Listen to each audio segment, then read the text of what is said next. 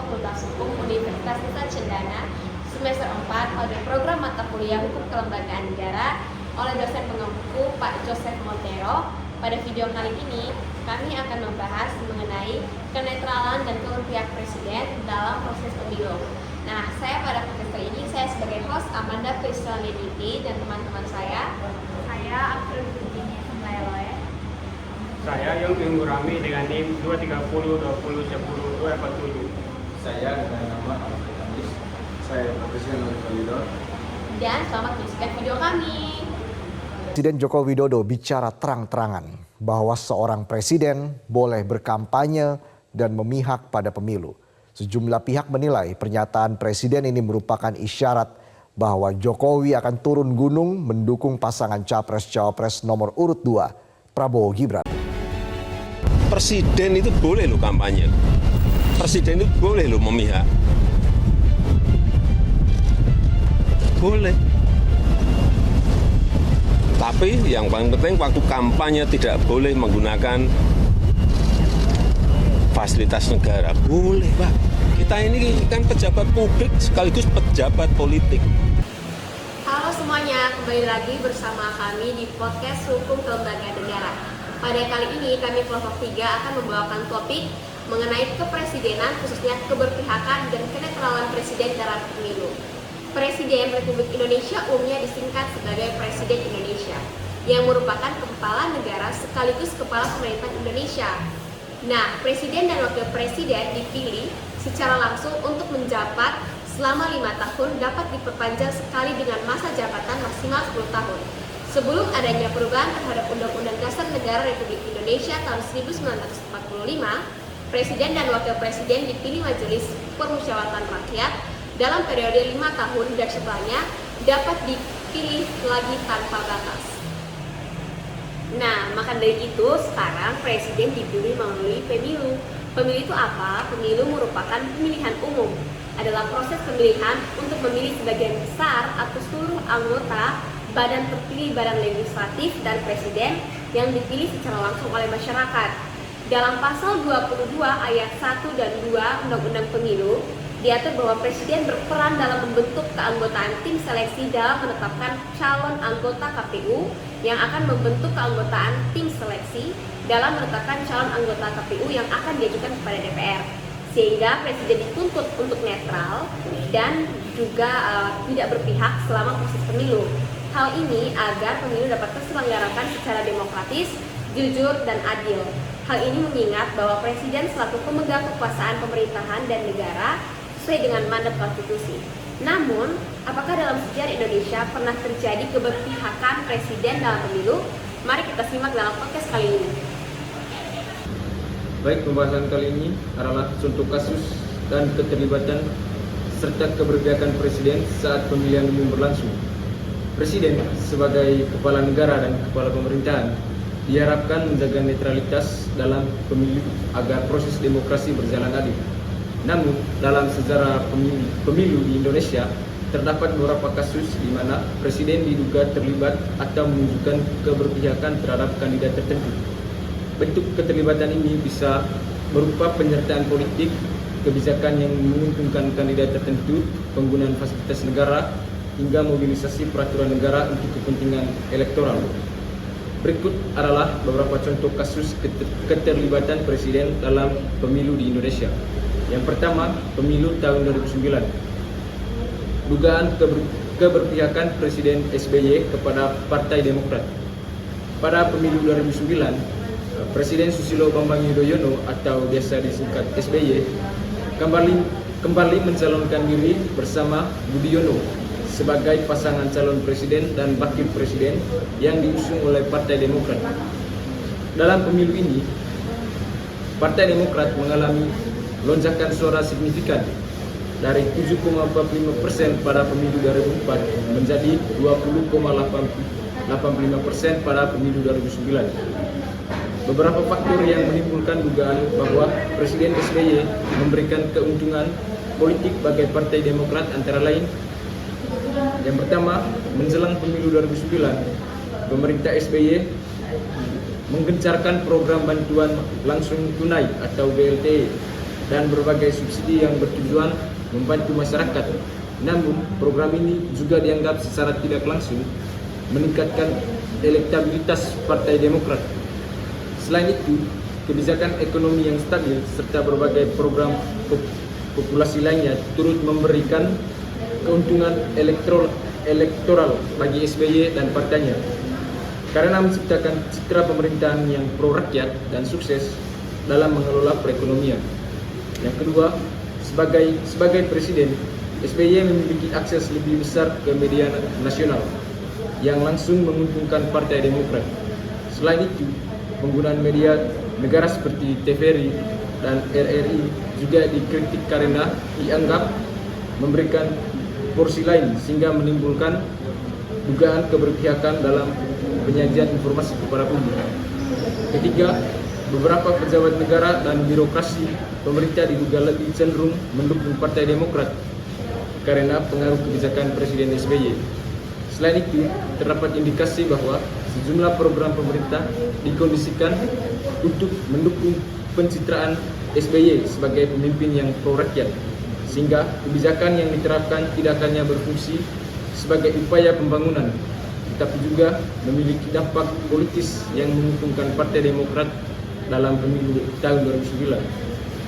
Dampak dari dugaan keberpihakan ini adalah meningkatnya dominasi Partai Demokrat dalam pemilu yang akhirnya membawa SBY dan Yudhoyono memenangkan Pilpres 2009 dengan perolehan suara 60,8%. Kasus yang kedua, dugaan keberpihakan Jokowi dalam Pilpres tahun 2024. Presiden Joko Widodo mendapat sorotan karena dianggap menunjukkan keberpihakan terhadap pasangan Prabowo Subianto dan Gibran Rakabuming Raka dalam Pilpres tahun 2024. Beberapa indikasi keberpihakan yang dipermasalahkan antara lain yang pertama, putusan MK soal batas usia capres dan cawapres yang memungkinkan Gibran dalam hal ini sebagai anak Jokowi maju sebagai cawapres. Putusan kontroversial karena Ketua MK Anwar Usman adalah ipar Jokowi. Yang kedua, pembagian bantuan sosial atau bansos yang meningkat menjelang pemilu yang dianggap menguntungkan salah satu pasangan calon. Yang ketiga, pernyataan Jokowi yang menyebut bahwa presiden boleh berkampanye yang memicu kritik karena dianggap bertentangan dengan prinsip netralitas. Pokok pembahasan yang kedua adalah aturan hukum yang melarang presiden terlibat atau mendukung pasangan capres atau cawapres tertentu. Dalam ketentuan ini tidak ada ketentuan khusus yang melarang presiden untuk berkampanye dalam hal pemilu. Hal ini secara tegas tertulis dalam pasal 281 ayat 1 bahwa presiden boleh berkampanye. 281 ayat 1 Undang-Undang Pemilu yang berbunyi sebagai berikut. Kampanye pemilu yang mengikutsertakan presiden, wakil presiden, menteri, gubernur, wakil gubernur, bupati, wakil bupati, wali kota, wakil wali kota harus memenuhi syarat tertentu.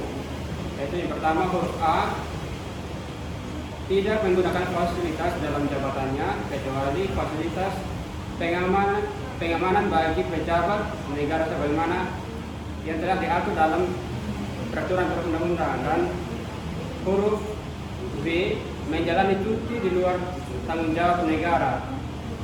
Undang-Undang Pemilu memberikan hak kepada kepala presiden dan wakil presiden untuk berkampanye.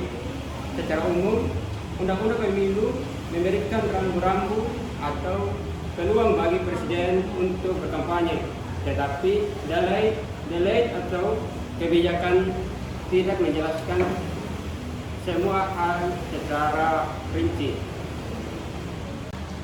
Peraturan kampanye, khususnya presiden dan pejabat publik lainnya, diatur setidaknya dalam 9 pasal, yaitu pasal 281, pasal 299, pasal 300, pasal 301, pasal 302, pasal 303, pasal 304, pasal 305, Pasal 306 Junto Undang-Undang Pemilihan Umum Nomor 7 Tahun 2017 serta perubahan atas Undang-Undang Nomor 7 Tahun 2023 dalam Undang-Undang Nomor 7 Tahun 2017.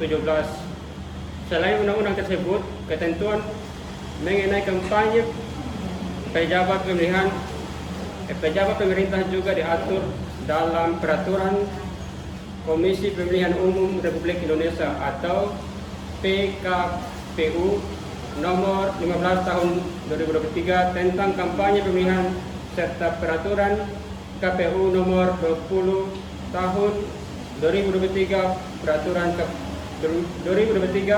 KPU nomor 15 tahun 2023 khususnya tentang perubahan pasal 62 dan pasal 64. Surat perizinan menyebutkan presiden dan wakil presiden berhak melakukan kampanye. PNS lain yang menduduki jabatan anggota partai politik juga berhak berkampanye. Pejabat publik lain yang tidak bertugas anggota partai politik dapat berkampanye apabila yang bersangkutan adalah A. Calon presiden dan wakil presiden, B. Anggota kelompok kampanye yang terdaftar di KPU, C. Penyelenggara kampanye yang terdaftar di KPU. Walaupun undang-undang memperbolehkan kampanye, namun terdapat batasan bahwa selama melaksanakan kampanye, presiden dan wakil presiden serta pejabat negara maupun pejabat daerah wajib memperhatikan keberlangsungan tugas penyelenggaraan negara dan penyelenggaraan pemerintah daerah. Demi pelaksanaan kampanye bagi menteri dan kepala daerah dapat dilakukan melalui hak cuti ataupun berkampanye di hari libur. Ketentuan yang mengatur larangan tersebut dapat dilihat di dalam pasal 304 Undang-Undang Nomor 7 Tahun 2017 tentang Pemilu, Undang-Undang Nomor 7 Tahun 2003 tentang perubahan atas Undang-Undang Nomor 7 Tahun 2017 yang menyebutkan bahwa dalam melaksanakan kampanye, presiden dan wakil presiden, pejabat negara, pejabat daerah dilarang menggunakan fasilitas negara berupa A. Sarana mobilitas seperti kendaraan dinas, meliputi kendaraan dinas pejabat negara dan kendaraan dinas pegawai, serta alat transportasi dinas lainnya. B. Gedung kantor, rumah dinas, rumah jabatan milik pemerintah, memiliki pemerintah provinsi, milik pemerintah kabupaten atau kota, kecuali daerah terpencil, yang pelaksanaannya harus dilakukan dengan memperhatikan prinsip keadilan. C. Sarana perkantoran, sandi atau telekomunikasi, radio, daerah dan milik pemerintah provinsi atau kabupaten atau kota dan peralatan lain. D. Fasilitas lainnya yang dibiayai oleh APBN atau anggaran pendapatan dan belanja daerah. Berdasarkan ketentuan yang tertuang di dalam Undang-Undang Pemilu yang berlaku dan menjadi dasar hukum pelaksanaan pemilu, kita saat ini sebagaimana diuraikan di atas, maka disimpulkan bahwa presiden dan pejabat negara termasuk gubernur atau wali kota, bupati atau wakil bupati, dan wali kota atau wakil wali kota boleh melakukan kampanye di masa kampanye. Pemilihan presiden dan wakil presiden serta anggota legislatif tingkat nasional, provinsi dan kabupaten atau kota saat ini, namun tentunya dengan batasannya dan larangan yang telah ditetapkan oleh undang-undang. Berikut akibat dihukum apabila adanya keberpihakan kepada suatu pasangan ialah diterangkan dalam pasal 283 Undang-Undang Pemilu bahwa pejabat negara, pejabat struktural dan fungsional dalam jabatan menteri serta aparatur sipil negara lainnya dilarang mengadakan kegiatan yang mengarah kepada keberpihakan terhadap peserta pemilu sebelum, selama, dan sesudah masa kampanye. Larangan tersebut meliputi pertemuan, ajakan, imbauan, seruan, atau pembelian barang kepada aparatur sipil negara dalam lingkungan unit kerjanya, anggota keluarga, dan masyarakat. Pejabat negara termasuk presiden yang melanggar ketentuan pasal 282 Undang-Undang Pemilu, yaitu yang dengan sengaja membuat keputusan dan atau melakukan tindakan yang menguntungkan atau merugikan salah satu peserta pemilu dalam masa kampanye, dipidana dengan pidana penjara paling lama 3 tahun dan denda paling banyak 36 juta sebagaimana diatur di dalam pasal 547 Undang-Undang Pemilu. Dari penjelasan yang telah diberikan oleh teman-teman kami, maka kesimpulan yang dapat kita tarik adalah Presiden sebagai kepala negara dan kepala pemerintahan diharapkan menjaga netralitas dalam pemilu agar proses demokratis berjalan dengan adil. Namun dalam sejarah pemilu di Indonesia, terdapat beberapa kasus di mana presiden diduga terlibat atau menunjukkan keberpihakan terhadap kandidat tertentu. Bentuk keterlibatan ini berupa pernyataan politik, kebijakan yang menguntungkan kandidat tertentu, penggunaan fasilitas negara hingga mobilisasi aparatur negara untuk kepentingan sosial. Undang-undang pemilu memberikan hak kepada presiden dan wakil presiden untuk berkampanye. Secara umum, undang-undang pemilu memberikan rambu-rambu kepada presiden dan wakil presiden untuk berkampanye, yaitu terdapat pada 9 pasal antara lain, yaitu pada pasal 281, 299, 300, 301, 302, 303, 304, 305, dan 306, junto Undang-Undang Pemilu Nomor 7 Tahun 2017, serta perubahan Undang-Undang atas Nomor 7 Tahun 2023 dalam Undang-Undang Nomor 7 Tahun 2017. Selain itu, undang-undang tersebut ketentuan mengenai kampanye pejabat pemerintah juga diatur dalam Peraturan Komisi Pemilihan Umum Republik Indonesia Nomor 15/2023 tentang kampanye pemilu, khususnya tentang perubahan pasal 62 dan 64. Tetapi dalil itu tidak menjelaskan semua hal secara rinci. Jika presiden berkampanye, maka akan ada kompilasi hukumnya karena undang-undang pemilu tidak mengatur secara detail. Sekian video podcast kami mengenai kenetralan dan keberpihakan presiden dalam proses pemilu. Semoga bermanfaat. Terima kasih, sampai jumpa.